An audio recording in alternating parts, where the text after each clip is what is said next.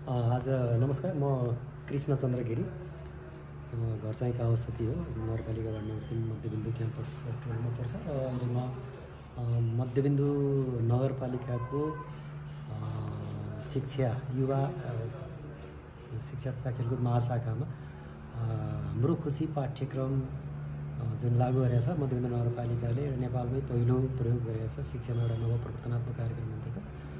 त्यसको चाहिँ खुसी स्रोत शिक्षक भनेर हामीलाई एमएचआरटी भन्ने जिम्मेवारी दिएर आएको छ। विगत 2 वर्षदेखि नै मेरो दरबन्दिता कुमारवतीमा विकोल भयो, तथापि अहिले म फुल टाइम काजमा मध्यबिन्दु नगरपालिकामा छु र आज मध्यबिन्दु नगरपालिकाले पनि एउटा पुस्तकालय सामुदायिक पुस्तकालयको नगरपालिका स्तरीय एउटा चाहिँ बृहत पुस्तकालयको स्थापना गर्ने एउटा प्लानमा छ। हामी त्यसैको उसमा छौँ र आज म लाइब्रेरियन माया ढकाल पाठकसहित यो अघिल्लो सामुदायिक स्रोत पुस्तकालयमा भिजिट गर्ने अवसर प्राप्त भयो। निकै खुसी लाग्यो। मैले सुन्न त सुनेको थिएँ किनकि म पनि कावसतीको बासिन्दा भएको नाताले अघिल्लो सामुदायिक स्रोत पुस्तकालय एउटा ठुलो इतिहास बोकेको पुस्तकालय हो भन्ने मलाई थाहा थियो।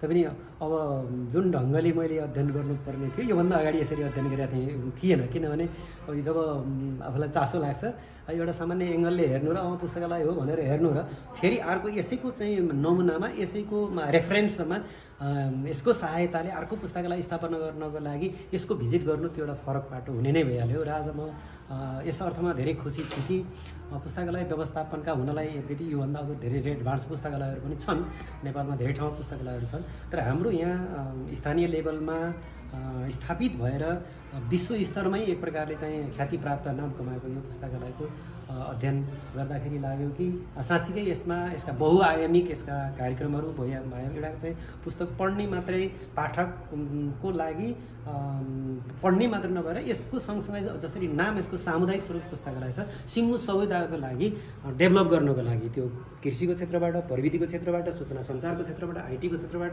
हरेक क्षेत्रबाट र त्यो पनि अत्यन्तै चाहिँ सेवामुखी ढङ्गले यसको चाहिँ नाफामूलक हुने कुरै भएन, सेवामुखी ढङ्गले जुन गरिरहेको छ यो प्रयासमा अत्यन्तै म खुसी छु। सराहनीय काम गर्नुभएको छ र व्यवस्थापनका पाटाहरूमा अझै बेटर गर्ने ठाउँ चाहिँ छ, देखिन्छ त्यो।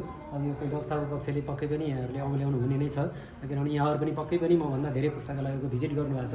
ती लाइब्रेरीहरूका चाहिँ अहिले नयाँ नयाँ विधि प्रविधि पद्धति तरिका जुन मेकानिजम होइन त्यो संयन्त्र छ त्यसलाई पनि यहाँ ल्याएर चाहिँ अझै एडभान्स गर्नुहुनेछ भन्ने शुभकामना पनि दिन चाहन्छु। फेरि पनि म यसको चाहिँ अझै भिजिट गर्न आउनेछु। हस्, धन्यवाद।